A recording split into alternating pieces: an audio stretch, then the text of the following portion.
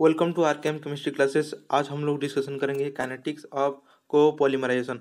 अगर आपने चैनल को सब्सक्राइब नहीं किया है तो जाके सब्सक्राइब कर लीजिए एंड लाइक नहीं किया है तो वीडियो को जाके लाइक कर लीजिए। ठीक है, देन डिस्कशन करते हैं काइनेटिक्स ऑफ कोपोलीमराइजेशन। कोपोलीमराइजेशन क्या है? जिसमें वह पोलीमराइजेशन है जिसमें more than one monomer unit involve होता है, जैसे ब्यूटाडाइएनी हो गया, ओके, तो बुनायस हो गया, तो इसको बोलते हैं कोपोलीमराइजेशन। कोपोलीमराइजेशन वो पोलीमराइजेशन है जिसमें more than one type of monomer unit involve होता है। ओके, देन हम लोग सपोज करते हैं M1 and M2 are two monomers units of different types. मतलब दो अलग अलग मोनोमर यूनिट है जो कि फ्री रेडिकल मैकेनिज्म के माध्यम से पॉलीमर फॉर्म कर रहा है। Okay, if M1 and M2 are two different monomers and form polymer through free radical mechanism, then हम लोग को दो टाइप का इनिशिएशन रिएक्शन मिलेगा। देखो, पहले क्या होता है, फ्री रेडिकल मैकेनिज्म में हम एक इनिशिएटर मॉलिक्यूल लेते हैं जो कि मोनोमर को एक्टिव करता है और जो मोनोमर को फ्री रेडिकल फॉर्म करता है। ठीक है, एक इनिशिएटर मॉलिक्यूल हम लोग ले रहे हैं, ठीक है, R dot, okay, alkyl radical. Okay, ये हो गया। ठीक है, तो हम लोगों ने दो मोनोमर मॉलिक्यूल लिया है, कौन सा एक M1 है, दूसरा M2 है। ठीक है, तो आर डॉट M1 मॉलिक्यूल को अटैक किया तो RM1 फ्री रेडिकल फॉर्म हुआ। Okay, then R dot M2 को अटैक किया तो RM2 फ्री रेडिकल फॉर्म हुआ। देन ये जो दोनों जो फ्री रेडिकल है, ये चार टाइप का प्रोपागेशन स्टेप बनाएंगे।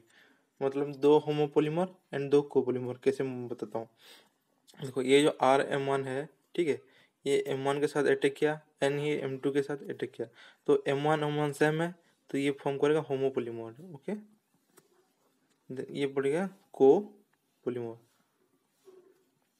क्योंकि M1 एंड M2 अलग अलग है। ओके, लाइक दैट ये भी RM2, ये भी क्या दो मोनोमर को के साथ फॉर्म करेगा। मान लीजिए एक हो गया M1, दूसरा हो गया M2। ठीक है, M2 एंड M1 अलग अलग है, तो ये फॉर्म करेगा copolymer. Okay,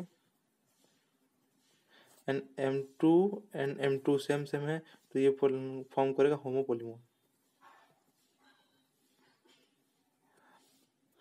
okay, then there are four possibilities that we have either two homopolymer और and two copolymer।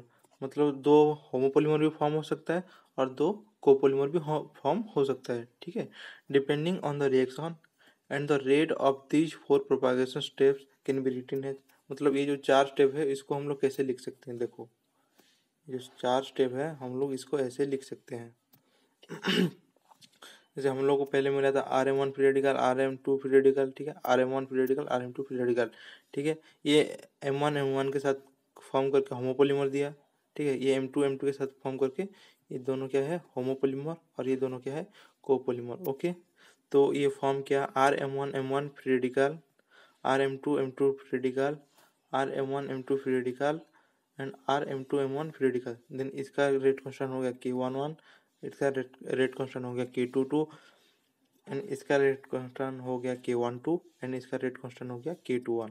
ओके, इतना समझ में आया? बोलो हाँ या ना। चलो ठीक है, देन हम लोग आगे प्रोसीड करते हैं। ओके, हम लोग जानते हैं कि जो रेट कैसे लिखते हैं, rate is direct proportional to the concentration of, मान लीजिए फास्ट ले रहे हैं तो RM1, ओके, RM1 होगा और क्या M2 का कॉन्सेंट्रेशन होगा। ये क्या है, डायरेक्टली प्रोपोर्शनल है।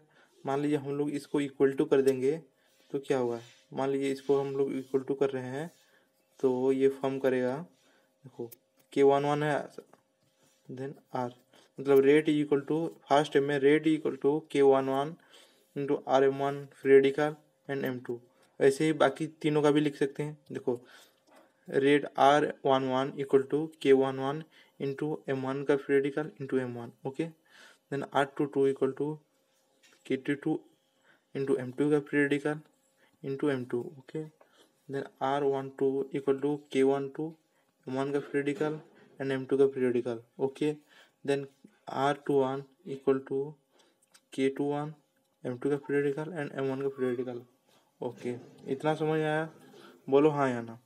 चलो ठीक है, देन हम लोग नेक्स्ट डिस्कशन करेंगे देखो ये जो चार स्टेप मिला ना, the relative growth of any chain depends only in monomeric unit carrying free radical. Okay, मान लीजिए इसका कहने का मतलब यह है कि जो ग्रोथ ऑफ द पॉलीमर है वो सिर्फ ओनली डिपेंड करता है कि जो फ्री रेडिकल है वो कितने इन मोनोमर्स में प्रेजेंट है। ओके, मतलब कितने फ्री रेडिकल इन मोनोमर में प्रेजेंट है। ओके, इतना समझ में आया, चलो ठीक है। देन ये बोल रहा है कि नॉट ऑन द नंबर और the type of monomer unit that are already present. Okay, तो इसका कहने का मतलब यह है कि जो मोनोमर है, जो चेन जो ग्रोथ ऑफ द पॉलीमर है वो ओनली डिपेंड करता है कि इन मोनोमरिक यूनिट में कितने फ्री रेडिकल है, और किस किस के ऊपर डिपेंड नहीं करता है। ये देखो, कितने नंबर ऑफ मोनोमर यूनिट है एंड कितने टाइप ऑफ मोनोमर यूनिट है, इसके ऊपर ये बिल्कुल डिपेंड नहीं करता है। ओके, देन हम लोग rate of consumption of M1, ठीक है, rate of consumption of M1 लिख सकते हैं एंड M2 को कैसे फॉर्म, मतलब कैसे एक्सप्रेशन निकालेंगे। देखो, rate of consumption of M1। Okay, देखो इस वाले स्टेप में हम लोग देखते हैं कहाँ कहाँ कंज्यूम हो रहा है। ठीक है, यहाँ पे देखो, यहाँ पे दो जगह पे कंज्यूम हो रहा है। ठीक है, M1 ये वाले स्टेप में और ये वाले स्टेप में। ओके, तो इसका रेट कांस्टेंट हो गया ये, और इसका रेट कांस्टेंट हो गया ये। ठीक है, इन दोनों में कंज्यूम हो रहा है तो क्या होगा, प्लस होगा दोनों में। देखो, rate of consumption of M1, okay, equal to K11 M1 free radical into M2, then K21 M2 free radical into M1। Okay, इसी तरह M2 जो मोनोमर है वो कहाँ कहाँ कंज्यूम हो रहा है। M2 जो मोनोमर है ये 2 नंबर रिएक्शन में कंज्यूम हो रहा है एंड 3rd नंबर रिएक्शन में कंज्यूम हो रहा है। तो इसका रेट कांस्टेंट हो गया K22 एंड इसका रेट कांस्टेंट है K12। तो इसको हम लोग कैसे लिख सकते हैं, देखो इसका जो दोनों रेट कांस्टेंट को प्लस कर देंगे। ओके, मान लीजिए ये है K22 M2 का free radical M2 plus K12 M1 का रेडिकल एंड M2, मतलब दोनों का जो रेट कांस्टेंट है, जो रेट है उसको ऐड कर देंगे और M1 का निकालेंगे तो 1/4 का रेट कांस्टेंट ऐड कर देंगे एंड M2 का निकालेंगे तो सेकेंड एंड थर्ड का रेट कांस्टेंट ऐड कर देंगे। ओके, देन हम लोग स्टेडी स्टेट अप्रोक्सीमेशन लगाएंगे तो हम लोग को ये वाला रिएक्शन मिलेगा। ठीक है, आप लोग लगा के देखना, नहीं तो इसको याद कर लेना। ओके, तो हम लोग स्टेडी स्टेट अप्रोक्सीमेशन लगाएंगे तो हम लोग को मिलेगा K12 M1 का free radical into M2 equal to K21 M2 का फ्री रेडिकल इंटू M1। इतना समझ में आया, बोलो हाँ या ना। इसको हम लोग इक्वेशन 3rd मान लेते हैं। ठीक है, और ये जो दो इक्वेशन है इसको हम लोग इक्वेशन 1, ओके, एंड इसको हम लोग इक्वेशन 2 मान लेते हैं। ठीक है, देन हम लोग relative change in monomer concentration निकालेंगे। तो इसमें क्या करेंगे कि इन दोनों का हम लोग रेशियो निकालेंगे। ओके, तो इनका रेशियो निकालेंगे तो ये देखो डी कट जाएगा। ठीक है, और ये नेगेटिव नेगेटिव भी कट जाएगा तो DM1 dot divided by DM2 dot form होगा। ओके, देखो equation 1 divided by equation 2 equal to DM1 divided by DM2। Okay, equal to DM1 by DM2 equal to K1 M1 free radical into M1 plus K2 M2 free radical M1 plus K22 M2 free radical M2 plus K21 M1 free radical and M2। Okay, हम लोग को देखो ये वाला equation में मिला था K12 M1 free radical into M2 equal to K21 M2 free radical into M1। तो ये वाला जो इक्वेशन है, ठीक है, ये वाला इक्वेशन इन दोनों क्या है, सेम है। तो क्या करेंगे, इस जगह ये वाले इक्वेशन को पुट कर देंगे। ठीक है, और ये वाला जो इक्वेशन है, ये वाला जो इक्वेशन सेम सेम है। ओके, तो ये वाला इक्वेशन यहाँ पे हम लोग पुट कर देंगे तो हम लोग को क्या रिजल्ट मिलता है, चलो देखते हैं। देन हम लोग को मिला K11 M1 free radical into M1 plus K12 M1 free radical into M2। okay, then K22 M2 free radical into M2 plus K21 M2 free radical into M1। okay, देखो इसमें देखो M1 and M1 periodical, M2 and M2 periodical है, तो दोनों को हम लोग common ले लेंगे, ठीक है। M1 periodical divided by M2 periodical equal to K11 M1 plus K12 M2 plus K21 M2 plus K21 M1 इसको बोल देंगे इक्वेशन 4। ओके, देन हम लोग को इक्वेशन 3 जो स्टेडी स्टेट अप्रोक्सीमेशन डाले थे जिसमें, उसमें हम लोग को मिला था K12 M1 periodical into M2 equal to K21 M2 periodical into M1। Okay, तो इसमें हम लोग को निकालेंगे M1 periodical divided by M2 periodical. Previous में जो मिला था उसमें हम लोग को ये वाला इक्वेशन निकाल के उसमें पुट करना है, ठीक है। तो M1 periodical divided by M2 periodical, okay, तो ये यहाँ आ गया, तो ये दोनों यहाँ आ जाएंगे। तो कैसे हो रहा है देखो, equal to K21 M1, okay, ठीक है, divided by K12 and M2, ये दोनों यहाँ आ जाएंगे, ओके। तो हम लोग को मिला ये वाला इक्वेशन, ओके। और इसको हम लोग कहाँ पे पुट करेंगे, इसको हम लोग पुट करेंगे यहाँ पे, ठीक है, यहाँ पे पुट करेंगे, ठीक है। इतना समझ में आ गया, ओके। देखो, जब पुट करने के बाद मिला हम लोग को DM1 divide by DM2 equal to K21 M1 divided by K12 M2, okay, K11 M1 plus K12 M2 divided by K22 M2 plus K21 M1, okay. Then हम लोग क्या किए, जो K21 है, ठीक है, ये क्या होगा, इसके डिवाइड में लगा दिए, ओके, K21, और ये जो K12 है इसके डिवाइड कर दिए, ओके, K12। तो हम लोग को मिला, देखो, K11 divided by K12 M1 हो गया, K12 divided by K12 M2 हो गया।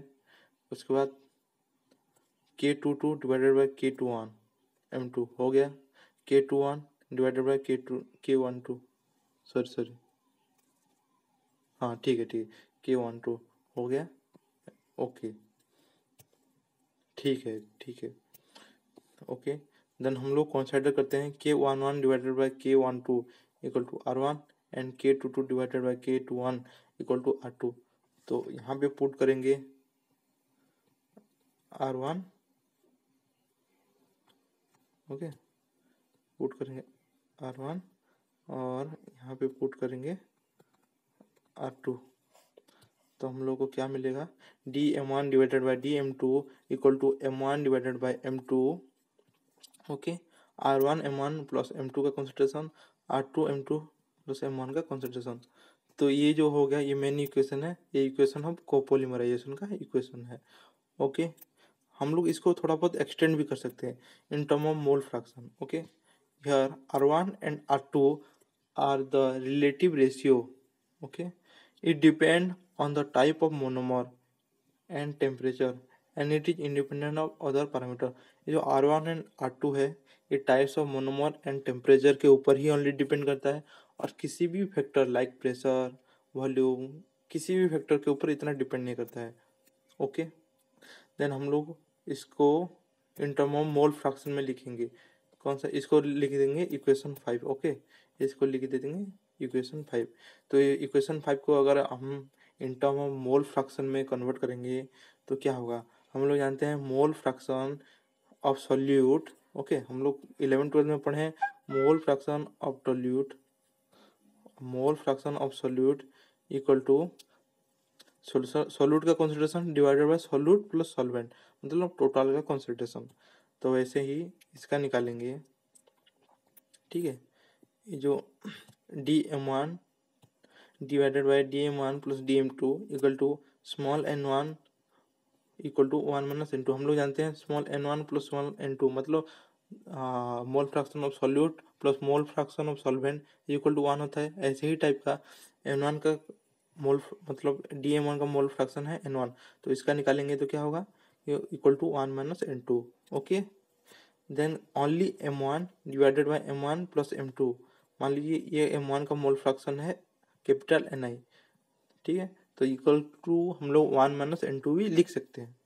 देन हम लोग ये दोनों टर्म को लेके इक्वेशन 5 में पुट करके एक इक्वेशन निकालते हैं, वो उसका जो फाइनल इक्वेशन है वो ये है, ठीक है, क्या है, N1 equal to R1 small R1 capital N1 का square plus capital N1 into N2, okay, then divided by R1 capital N1 का square, okay, plus N1 N2 plus R2 N2 का स्क्वायर, ओके।